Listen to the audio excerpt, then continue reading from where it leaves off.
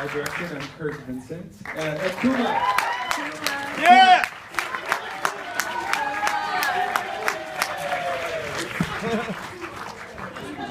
Thanks everybody for coming out. Thank you.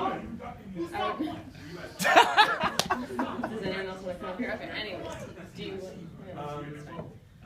You worked it.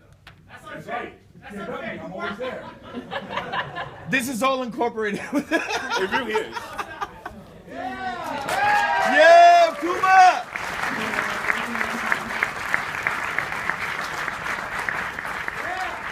Alright. Well, congratulations on such a wonderful film and great premiere. First off, I'd just like to sort of interested, Kurt and Irene, like how did you first discover Chinatown Fair? And I don't know if it was a more personal thing or something you stumbled upon. Yeah, totally stumbled upon it.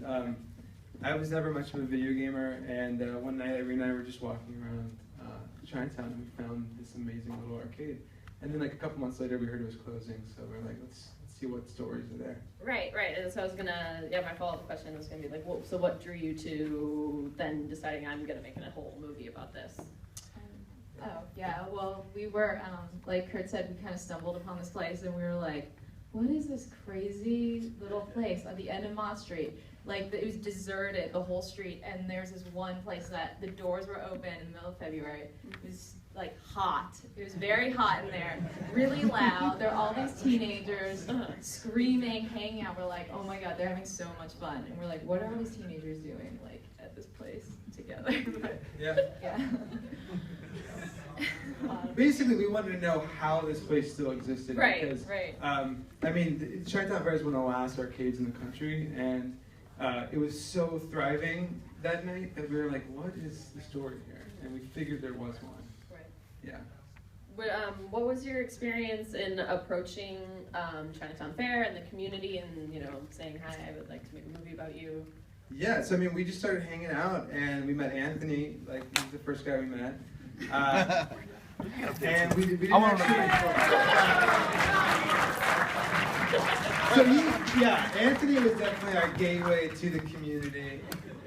And then we were lucky enough to meet Akuma and Henry, and then Sam, Lonnie, the new owner of Chinatown Fair, connected us with Sam and Ben, and it was just like hanging out and spending time with them and having a lot of fun. So were there any challenges in getting close to the community and sort of? Yeah, so Kuma was very challenging. Kuma, what did you think of us? Honestly, I didn't know who you guys were. I was just like, these are more people who saw what was going on, but they didn't really come out. So I was like, at first I was like, whatever. They want to know what happened, so I'll tell them. Perfect. Yeah, and I mean, Sam was like, it took me like a year of calling him every week to get him to agree to be on camera. But then we became good friends, and he actually passed away a couple months ago. Yeah, so rest in peace, Sam. Yeah. Rest in peace, Sam.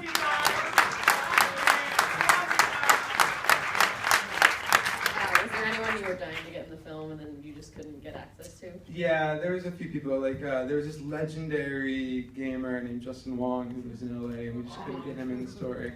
There's a couple of photos of him, but I don't know. I think we were pretty happy with, the guys we got. The best. Yeah, the best. Like the Warriors. Can we get Lonnie up here? Yeah. Who else wants to come up? Because Lonnie's done a great job keeping Chinatown Fair alive, and the music game community there is really thriving now. So. And just so you all know, we got 8 new games in. Hey! Are they fighters? We got 2 initial, we have no fighters. We got 2 initial D7s though, and everybody's very excited. Oh, I'm down with that. Initial D7 over initial D3 that we used to have. We got 2 new racing games in, other racing games, Speed Driver 4, House of Dead 4 that everybody was asking for. And then we got a brand new ITG3 that's magnificent. Everybody loves that. And a new DDR 2013 that's spectacular. And everybody will come down and I'm sure you'll enjoy. Thanks, Lon.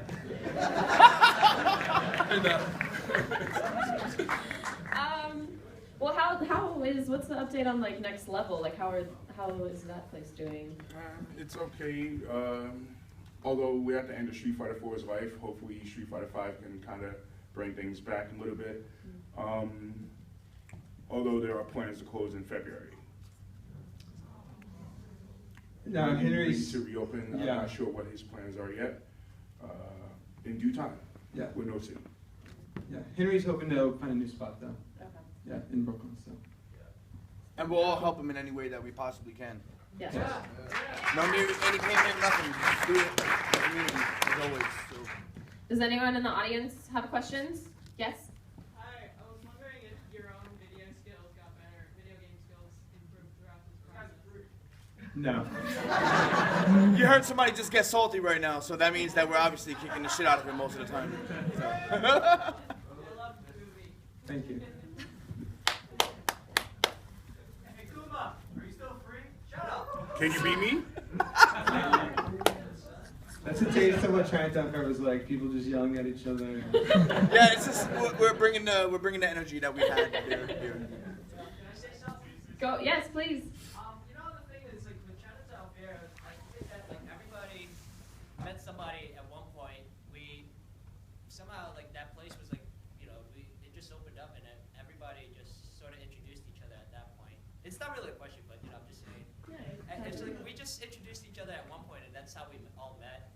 And then you know, from that point on, I think like Kurt, like that from that movie you made, this movie you made, I met Anthony because of that. Like we've been friends since like we're family. We're family now. That's it. Like simply, we're not friends. We're fucking family. I met Kurt, and Kurt and I went to we all went with my kids, and we all went down to the museum, not a museum, an arcade in Asbury Park that has like 200 pinball machines. Great place to go, and we became very friendly just through this movie. Love you guys. Yeah, I was gonna say. So what's your reaction? Is this the first time that you are seeing the film? Yeah, it is actually. I was very nervous about the whole process, but I like it, and I hope everybody else did too. Yeah.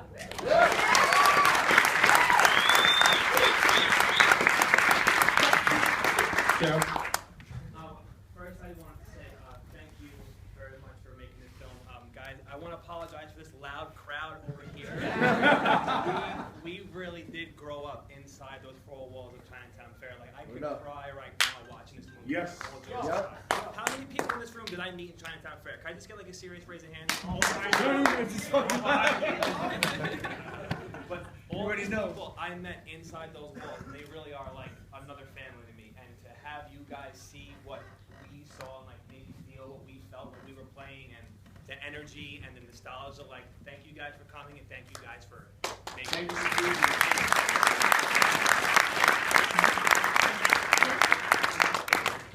Do you run into any difficulty using the images from the video games? Do they try to like stop you from doing that in the film?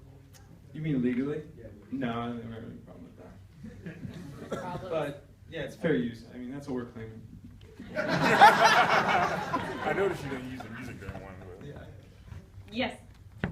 Yes, you. Rafi, I just want to say thank you for letting us see Sam one more time because he meant so much to us. Word up. Last thing, closing time. Always remember that. Hell yeah. That is the voice that we are used to at the end of closing time at 3 in the morning. Yeah. And he is our Just father for us. at the end of the day. He gave us that home to become the best in the fucking world, man. Yeah. Hell yeah. Yeah. Hell yeah. All day, baby. East Coast. Yeah. I really do wish you had that.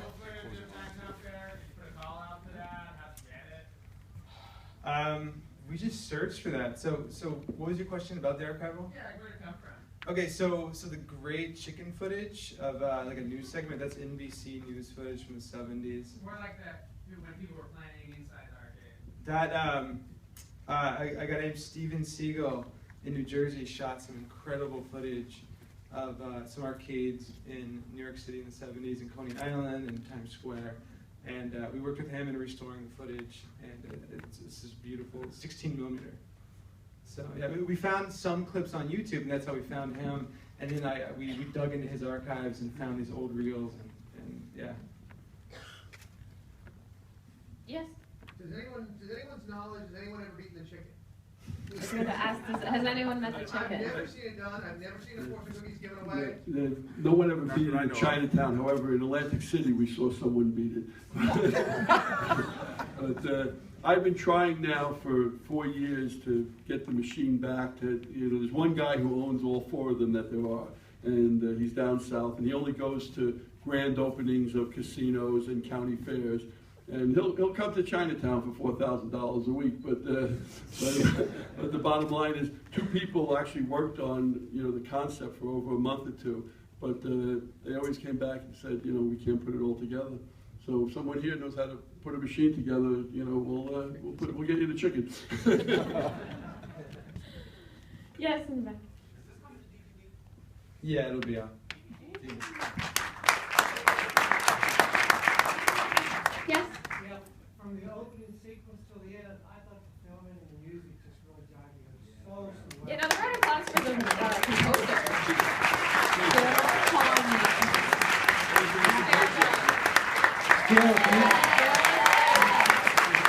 Get up here. Come on. It was really awesome.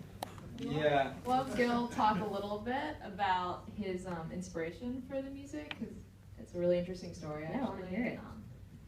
Run. Gil, tell me, everybody.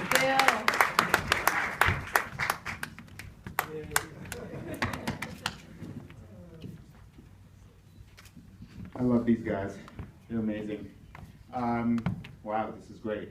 So actually, Kurt inspired me to get back in touch with my analog roots.